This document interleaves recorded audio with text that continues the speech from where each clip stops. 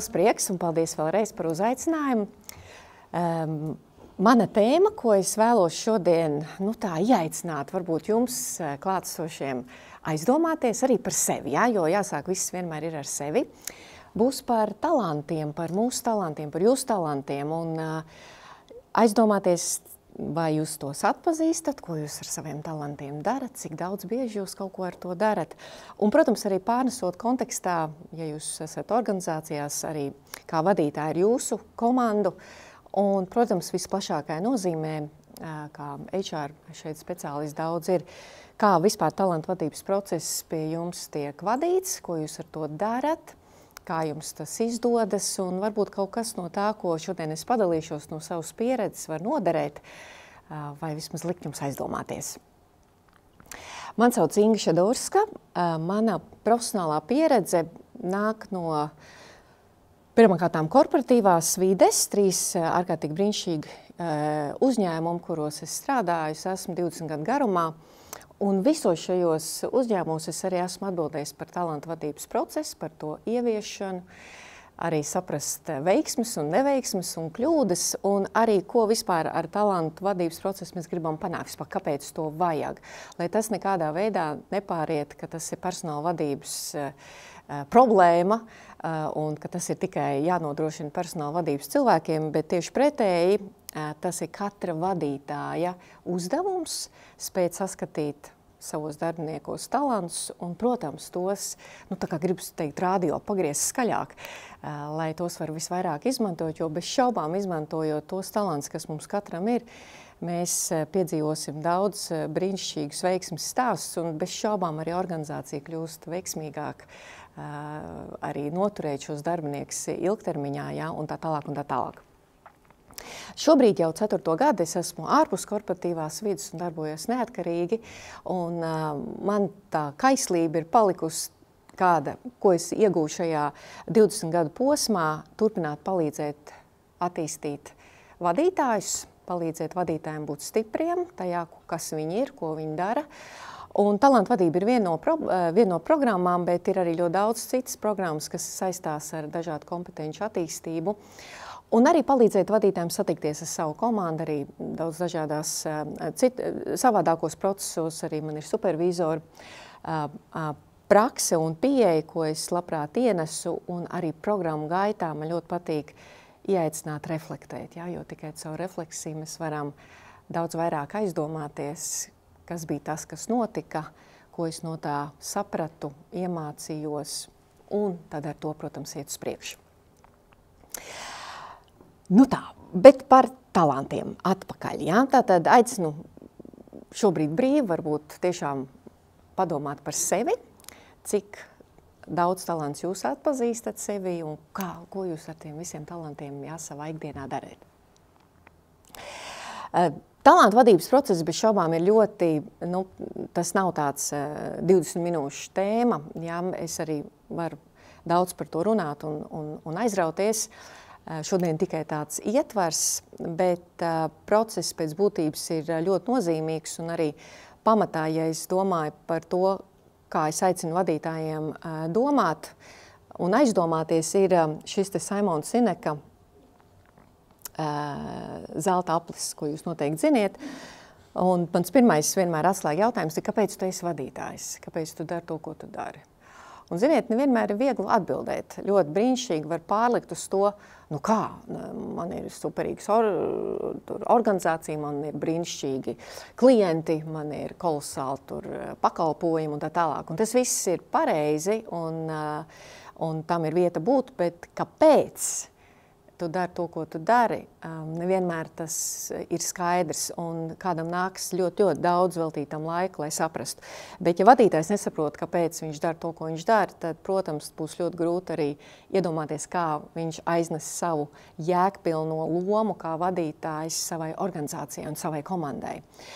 Un faktiski jau šajā kāpēc nāk arī tā jēga, arī pat, ja tas nav vadītājs, tas būtu jebkurš profesionāls, aizdomāties, kāpēc es daru to, ko es daru. Vienalga, vai es esmu grāmatvedis vai analītiķis un tam līdzīgi. Kas man tajā visā dod to pienesumu, kāpēc es tajā redzu jēgu, kāpēc man tas vispār ir saistoši. Un tad jau caur šo atziņu var, tā teikt, kalnus gāzt. Bet pārējot tālāk, protams, šie jēgas meklējumi nav tikai tādi, kaut kas tāds tā kā jauki to apzināties, bet tas ir arī pētīts un ir ļoti daudz teorijas, kas apstiprina, ka bez jēgas mēs faktiski tālu netiekam.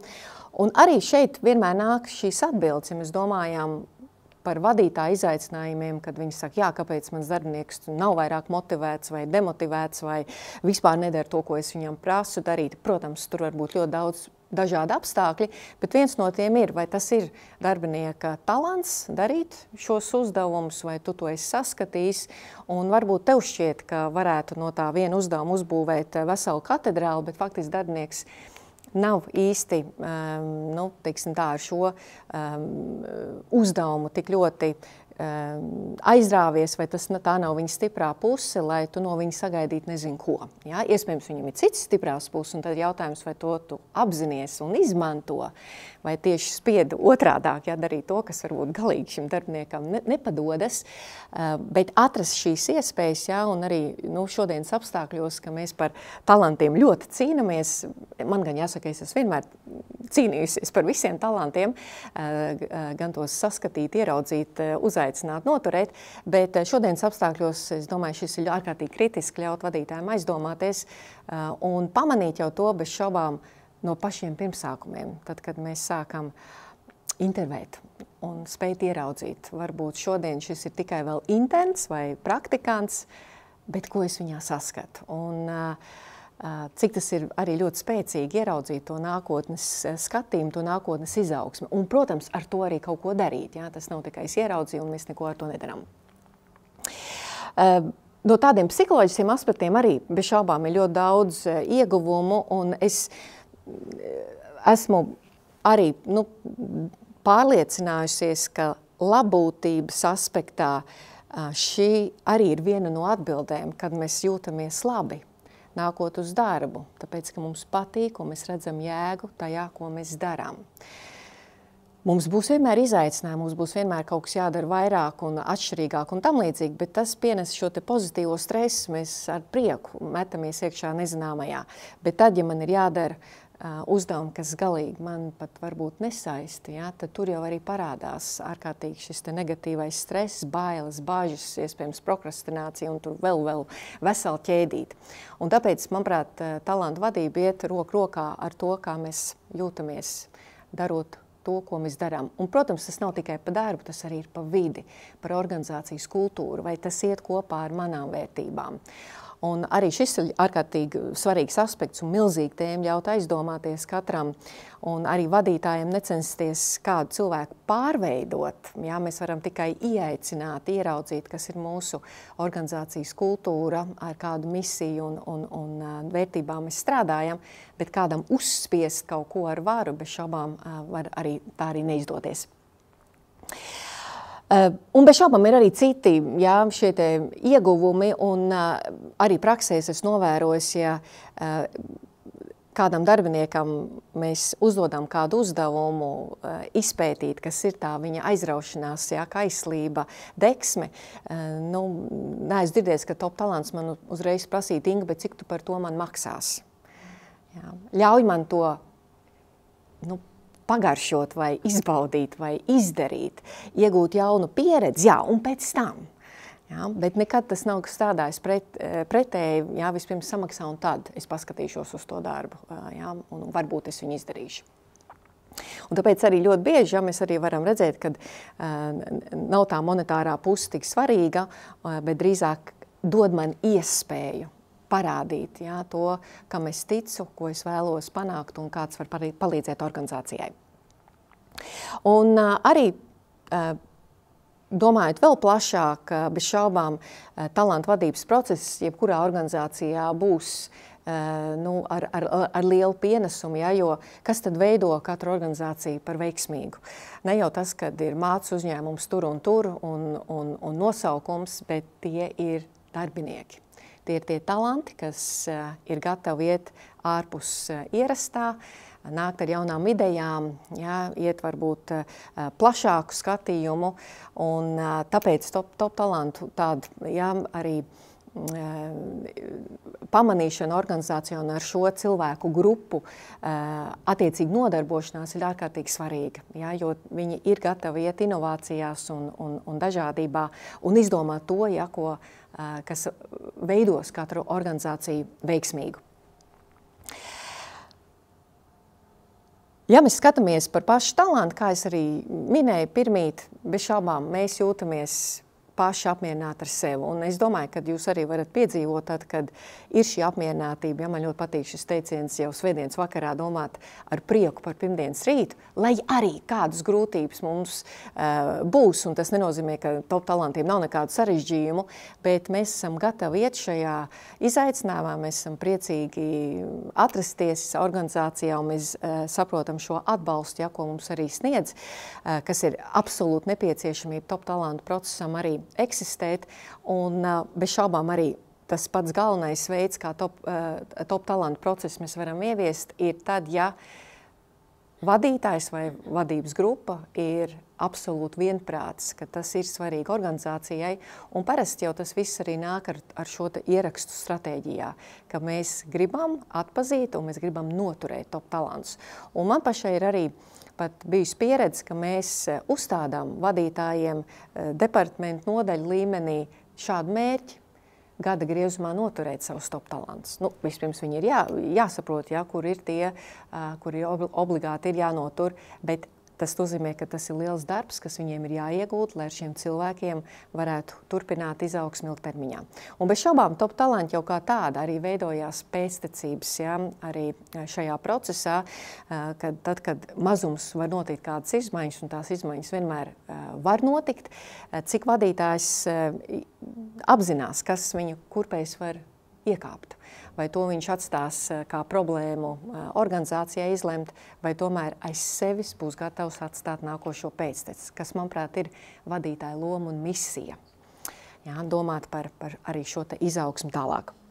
Bet katram darbiniekam, bez šaubām, pielietojot savus talants ikdienas uzdevumos, ir gan paaugstinās motivācija, labsajūta, sniegums, ja, jo es domāju, jūs arī varat par sevi domājot, ieraudzīt, ja, kad jūs darat to, ko jūs darat, jums vienkārši, kā teikt, iet no rokas, jums vienkārši izdodas, un tie rezultāti ir brīnišķīgi, ja, un to arī pamana apkārtējie, un tā korelācija ir vienkārši visiem redzama. Un tas jau arī veido šo labūtības sajūtu, ka mēs jūtamies, ka mēs darām jēgpilnu darbu, tas ir kādam vajadzīgs, un mums ļauj darīt vēl vairāk, ja, to, ko mēs saskatām par vajadzību. Talantu vadības process tādā organizācijas kontekstā, es šeit ieliku tādus 3 pamata elementus. Vispirms jau sākās no paša sākuma, kā mēs piesaistām arī šo izpratni par to, ko mēs gribam piesaistīt, kādus talantus mēs bez šaubām gribam piesaistīt. Un atkal, protams, tas arī sāks no paša vadītāja, kā viņš saredz manā komandā, ar kādām prasmēm, kompetencēm man vajadzētu kādu no darbiniekiem atkal piesaistīt. Un tālāk, piesaistot šo darbinieku, ir absolūti svarīgi, ka šī prasmu attīstīšana turpinās, ja, jo tas nav tā, ka es esmu paņēmis kaut ko gatavu, un tagad tas gatavais man būs visu atlikušo, ja, kaut kādu periodu, bet kā es šo talantu, kas darbiniekam ir, turpinu attīstīt, ar kādām iespējām, ar kādiem uzdevumiem, ar kādiem procesiem, ja, un tā tālāk un tā tālāk. Jo tas arī veido šo ilgtermiņu noturēšanu, ka darbinieki paliek, jo viņi jūt, ka viņu prasmes, viņu potenciāls ir nepieciešams, un tad jau faktiski izslēdzās tāds vispār tāda vajadzība skatīties apkārt, un ja kāds konkurents zvana, ļoti bieži man neinteresē, man ir labi tepat, jo es jūtu, ka tas, ko es varu šeit pienest, tas ir vajadzīgs, un es arī spēju radīt šos nepieciešamos rezultātus. Kādi vēl iekļaujās elementi, tātad, ko vēl var skatīties plašāk, un ir daudz dažādi arī instrumenti un procesi. Es padalīšos pēc brīža, ko es izmantoju. no tāda personāla vadības konteksta, bet faktiski tātad ir jāizveido process, kurā sāks šī talanta identifikācija, un parasti jau tas ir pēc darba snieguma pārunām, jā, katrā organizācija ir kaut kāds veids, kā mēs novērtējam darbiniekus, un pie šī pāruna arī process ir jāienāk šai sadaļai par potenciālu. Ja? Tad nav tikai mēs novērtējam, ka darbiniekam izdevās pagājušā gada ietvaros sasniegt mērķus uz tik un tik, vai jūs liekat kādus punktus vai kaut kādus citus mērījumus, bet talanta vadība ir par šo potenciālu un tālāk. Tas ir tas, kas viņam izdevās, kaut kas arī neizdevās, bet ko mēs ar to darām tālāk? Kas ir viņa potenciāls augt organizācijas iekšienē uz priekšu?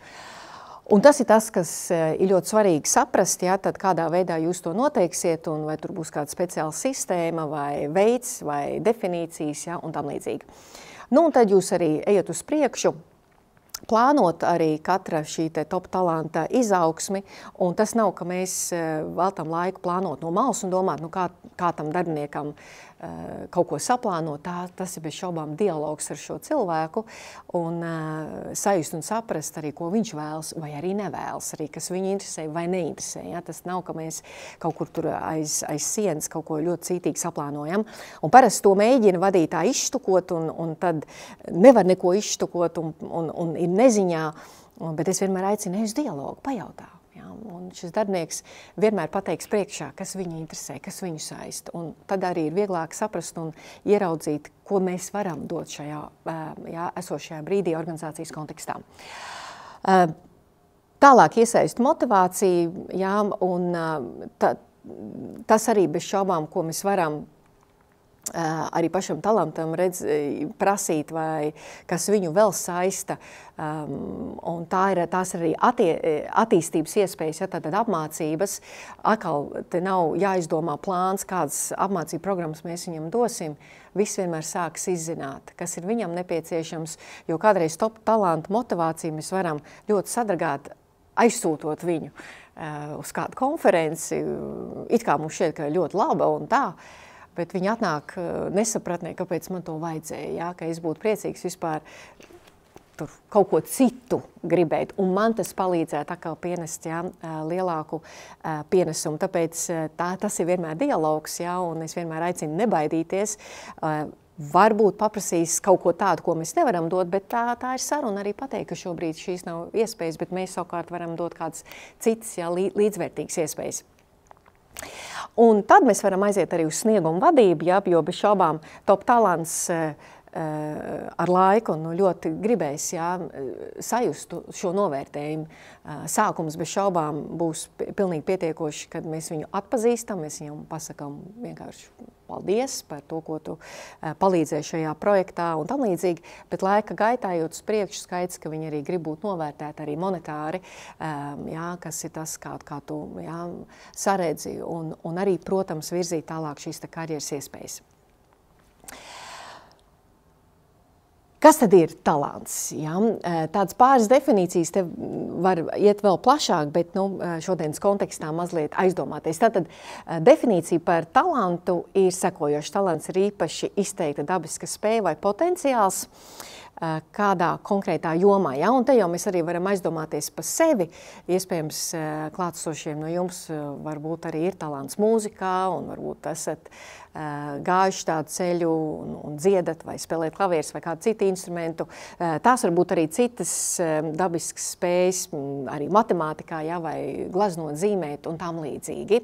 Un tās viss ļoti labi talanti, ja, ko arī ir vērts starp citu vadītājiem izzināt, pat arī tas varbūt nav saistīts ar biznesu, bet ļoti bieži arī manā praksē, piemēram, kā viens piemērs ir, kur mēs esam pamanījuši, ka darbiniekam patīk fotografēt, ja, tādā amatieru līmenī. Un beigās mēs iesaistam šo darbinieku fotografēt arī pasākumus un vēl.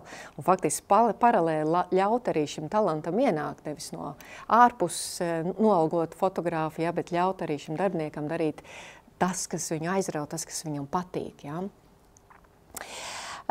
Spējas ir arī iekšēji iedzimts potenciāls, un šeit pie spējām mēs arī varam ļoti daudz dažādas lietas pamanīt, bet tās parasti ir, kur ir spēcīga analītiskā domāšana, laba atmiņa, vai kognitīvās spējas, kaut kāda arī fiziskā noturība, ātra reakcija, spēt ieraudzīt, piemēram, A4 formātā kļūdas, zibenī, tā kā man gribas teikt tāda ērgļa acis, ieraudzīt, kur nav kāds burts pareizi uzrakstīts, un tam līdzīgi. Un, lai kā arī šeit nebūtu ar spējām un šiem talantiem, bez šaubām viņi ir arī jāturpina attīstīt. Tas ir kā briljants, kurš ir jāslīpē, lai viņš mirdzētu un vienmēr iet uz priekšu. Un tāpēc ļoti svarīgi, pat arī tad, ja mēs šo te talantu vai potenciālu ieraugam, ka mēs organizācijas iekšienē radam vidi, radam iespēju šim talantam iet, un tālāk, tā teikt, slīpēties uz priekšu. Un arī prasmēm ir vieta būt, kas ir tāds arī kopums, bet ar prasmēm arī iz dzīves var teikt, ka ir ļoti grūti jau tādā pieaugušā vecumā saprast, kas ir mans talants un ko es esmu iemācījusies. Jo faktiski iemācīties mēs varam visu, ja gribam. Paņemšu Excel kā piemēru. Kaut kādā līmenī jau visi varam Excel iemācīties. Tabuliņas, tur varbūt pivotus, varbūt vēl kaut ko. Bet būs tādi, kas mācoties it kā pamatlietas ir aizgājuši tik tālu, ka viņi tajā Excelī būvē savu pasauli. Viņi spēja radīt tik brīnišķīgas lietas, kas ir ļoti palīdzošas, un tam līdzīgi. Un kāds nevarēs, nekādu. Tāpēc, ka tas nav ne aicinājums, ne arī interese, bet tādā savu darbu izpildījumu lomā var izdarīt, tā teikt, to minimumu. Un tāpēc arī šeit vadītājiem ir ļoti svarīgi iedziļināties, lai nav tā, ka es pieņemu, ka mans darbinieks spēj uztaisīt vienu tabuliņu, rītdien es viņam iedošu uzbūvēt pāris vēl tur lapas, un tad es domāju, kāpēc viņš to nedara, kāpēc viņš ir tāds bēdīgs, vai kāpēc vispār viņš saslimst, jo ir sastresojies, ka kaut kas tāds būs jādara. Un tad arī mēs nonākam pie tā jautājuma, vai tu esi uzzinājis, vai tas ir tas, ko viņš vēlas darīt. Vēl vairāk. Viņš var izdarīt amata pienākumu ietvaros, bet vēl vairāk, un tas ir liels jautājums. Un tāpēc ļoti svarīgi, ka vadītāji nedzīvo pieņēmumos, kas parasti notiek. Mums visiem pieņēmumi, arī man ir 101 pieņēmums, bet jautāt, izzināt, būt ieinteresētam, saprast, ko mans darbinieks pats vēlas un ko es ar to varu iesākt, un arī ļaut ikdienas kontekstā darboties. Šeit ir pāris lietas, ko vispār tāda top talantu atpazīšana mums organizācijā, ko viņi mums dod un kāpēc vispār tam vajag pievērst uzmanību. Bez šaubām top talanti, viņi nāk ar pilnīgi tādu citu enerģiju un darbošanās spējām. Primāri ir ļoti liela interese pašiem visu laiku mācīties. Mums nav jālūdzās, vai tu varētu šo iemācīties, vai tu lūdzu aizies uz šīm apmācībām. Ja tas ir tas darbs, uzdevums, kas viņus ļoti saista, viņi paši atradīs ceļu, un tie nebūs, ja tu man iedos šīs dārgākās apmācības, tad. Tieši pretēji viņi atradīs visus šodien iespējamākos resursus, arī kas ir pieejami pa brīvu un tam līdzīgi, lai spētu ieraudzīt, ko vēl viņi var darīt, un jūs jau noteikti esat redzējuši, kāda enerģija un ar kādām mirdzošām acīm viņi ir gatavi, tā teikt, iziet cauri sienai, lai spētu atkal kaut ko paeksperimentēt, izzināt, salikt, un ar to atkal tālāk veidot nākošās lietas. Lielākoties, es esmu arī pamanījis praksē, šeit veidojās līderības dotības, jo agrāk vai vēlāk tas, ar ko viņi aizraujās, viņi ļoti labi saprot, ka viņi vēlas iegūt atgriezenisko saiti. Un arī šeit nav jālūdzās, lai viņi to dara, viņiem pašiem interesē, kā tev šķiet, kā tas bija, ko tu man ieteikti, ja tu būtu manā vietā, un tam līdzīgi. Un šī miedarbība ļoti dabiski veidojās, un šī līderības jau tādas prasmes, viņi pamazām arī spēja attīstīt, un viņi arī vēlas iesaistīties tur un vēl kaut kur, un tas jau arī veido viņus kļūt par tādiem nākošiem līderiem. Iespējams, tas, protams, nav vienmēr ļoti saistīts, bet veids kaut vai kļūt par projektu vadītājiem savā jomā, šeit tā līderība arī brīnišķīgi korelē.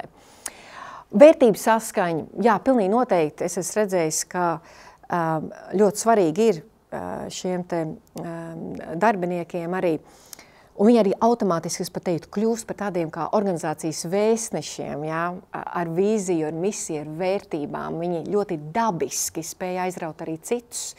Un tas ir ļoti palīdzoši, ja, ka mums ir komandā kāds, varbūt vairāki, kuri palīdz arī kaut kādās jomās iet plašāk un iepazīstināt citu nodaļu darbinieks vai ne, un tam līdzīgi.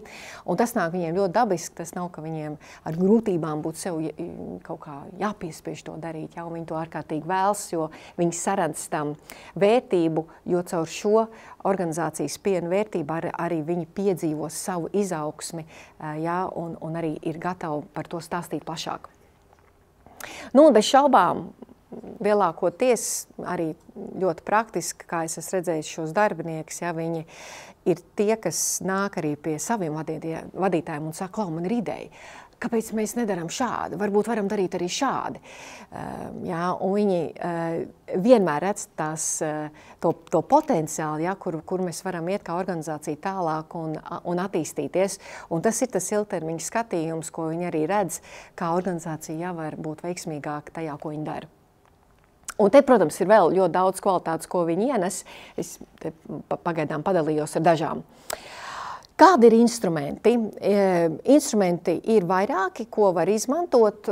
Šeit es esmu minējis 3, tātad Gallup, Clifton Strengths, kas identificē 3-4 talantu tēmas un var ļoti sīk un smalki apskatīt un arī ieraudzīt. Arī Hoganas tests ir ļoti, ļoti labs, un SHL arī ir labs. Esmu pati bijusi visos šajos testos un arī, varbūt vairāk apliecinājusi to, kas man ir un kas man varbūt ir mazāk izteikts no maniem talantiem. Taču, lai ko mēs neieviestu organizācijā, protams, jāsaprot, ka tas strādās un būs uz ilgtermiņu. Ja? Nav vērts vienreiz mēs notestējām, ieguvām, viss. Ja? Tad es teiktu, nav vērts pat vispār ķerties klāt, ieguldīt ārkārtīgi liels līdzekļus, bet ja kaut ko no tā ieviešam, lai tas strādā, lai tas visiem vadītājiem ir kā tāds saprotams instruments, ar ko viņi arī spēj saslēgties, saprast un arī ikdienā dzīvot. Man patīk pielietot ārkārtīgi vienkāršas lietas, kas varbūt neprasa ļoti daudz resursu. Proti, ja mēs apmācam vadītājus, tad vienkārši apmācam, kā uzdot šos jautājumus, atvērtos jautājumus pa stiprām pusēm. Un tie jautājumi ārkārtīgi vienkārši. Kas tev padodas? Ko tu vēlies darīt vairāk? Pagājušās nedēļas ietveros, kas tev izdevās, par ko tu lepojies? Ko tu gribētu ar to panākt vēl? Kam tu redzi jēgu? Ja, un tā tālāk un tā projām. Šie vienkāršie jautājumi, ja vadītājs to spēj apgūt un iemācīties, tas arī kalpos kā ļoti labs dialoga veids, kā izzināt. Un, protams, tas nevar notikt reizi 5 gados. Es pat aicinu reizi pusgadā atkal apsēsties, ļoti mierīgi veltīt tam kāds 45 minūtes, izzināt, saprast. Un tad arī ieraudzīt, ko mēs ar to, kas darbinieku aizrauj, mēs to varam attīstīt un ļaut šim darbiniekam darīt vairāk. Talantu vadības ietvaros arī vairākās organizācijās, ko es esmu pati izmantojusi un arī esmu palīdzējusi ieviest, ir tā saucamais 9-grid box matrica.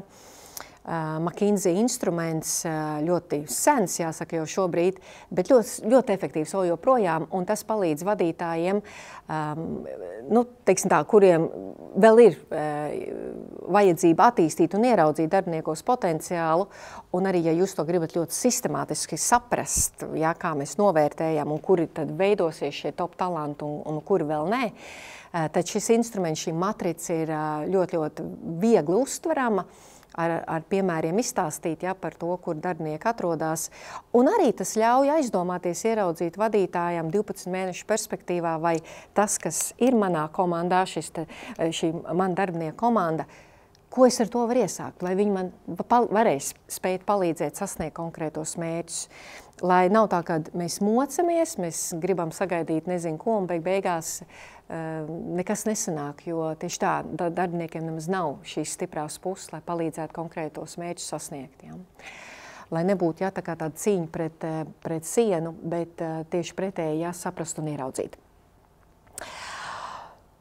Nu jā, un talantu process, ko es arī esmu pieredzējis un sapratusi, tas noteikti nav tāds tikai vienreiz gadā mēs atpazīstam talantus, mēs viņus apbalvojam, tur apsveicam, iedodam konfešu kastu un ziedus.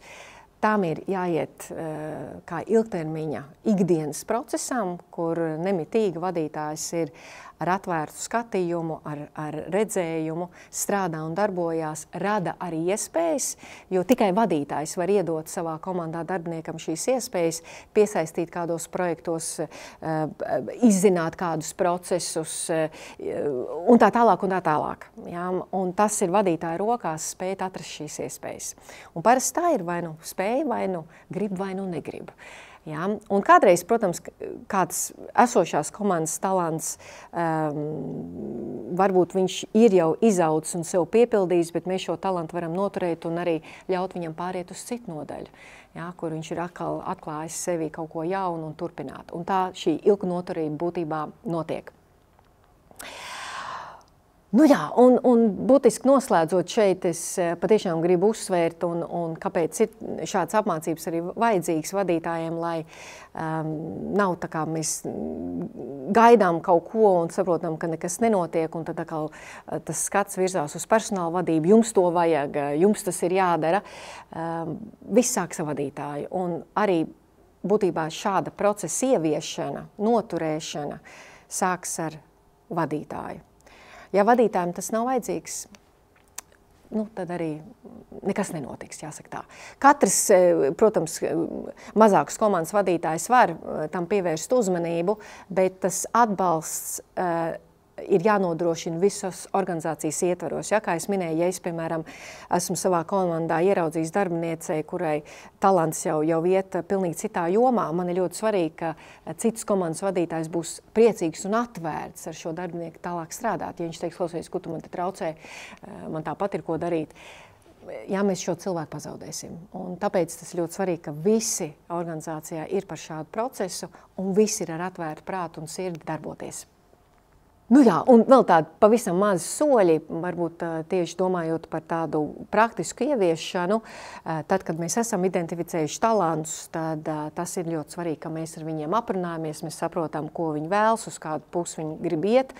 Mēs arī esam to iekļaujuši plašākā nozīmē stratēģijas ietvaros, ja, jo faktiski to var darīt arī pavisam tādā sākumā šaurākā perspektīvā, ka mēs saprotam, ka top talanti tie būs mūsu nākošie vadītāji. Mēs tikai koncentrējamies par tiem darbiniekiem, kuriem ir potenciāls kāpt uz priekšu, ja, kā vadītājiem. Bet arī to var darīt pilnīgi visā spektrā, ja, kāda mums arī nebūtu profesionāļi, un ieraudzīt ja, šos top talantus jebkurā lomā. Bet tas būs ļoti svarīgi, kā mēs ar kuriem pirmajiem soļiem mēs sākam un kā mēs šo stratēģiju ieviešam. Atlases process arī daudz ko var paskatīties, ko var pamainīt līdz ar to, kā mēs rekrūtējam, ko mēs atlasām ar kādām šiem talantiem un spējām, ja mēs gribam redzēt šos darbiniekus. Un tad tālāk mēs varam domāt par programmām. Un programmas var būt daudz un dažādas, un arī manā pieredzē tās ir bijušas ilgtermiņa programmas, bet tās ir arī bijušas īstermiņa, jā, tāda kā pasākumi, kur mēs vairāk atbalstam speciālistus ar kaut kādu konkrētu kompetenci attīstīšanu. Savukārt vadītājiem arī tas var būt ļoti individuāli, jā, piesaistīts, jo katram tomēr būs savu jomu, kas ir jātīsta. Tā kā var būt kolektīvas programmas, bet arī tikpat labi var būt individuāls. Nu, un bez šaubām tas garšīgākais ir vienmēr nomērīt, un man šis noslēgums vienmēr arī fascinē, kad es redzu no tā saraksta, kas mums ir bijis, kā darbinieki 12-24 mēnešu laikā ir arī kāpuši, ir gājuši uz priekšu. Ja, un tas vienmēr notiek, ja kādreiz ir sākumā liels bažas, nu, bet vai mums izdosies, vai šiem darbiniekiem būs iespēja rotēt. Būs iespēja. Es esmu to pati pārliecinājusies, lai ir bijušas nelielākas organizācijas, varbūt arī lielākas, bet vienmēr ir šī iespēja, kur mēs atkal ieraugam, kā ar šiem talantiem doties uz priekšu un izmantot tālāk. Un vienmēr parādās atkal vakants un vienmēr, jā, iekšēji mums daudz lietas iet uz priekšu. Nu tā, tas bija tāds mazs ieskats, aizdomāties, kā notiek pie jums organizācijā un arī, protams, par sevi, kā jūs sev piedzīvojat un cik daudz no talantiem jūs spējat ikdienā izmantot. Un, nu jā, lai izdodās šī te iespēja un veidot arī sevi šo te prieku un gandarījumu ar to, kas ir mums iedots šajā dzīvē, lai mēs sev parādītu un arī iegūtu, jā, brīnišķīgas, jēgpilnas darbības un rezultātus. Nu, tas īsumā no mans viss. Liels paldies par jūsu uzmanību un varbūt ir kādi jautājumi.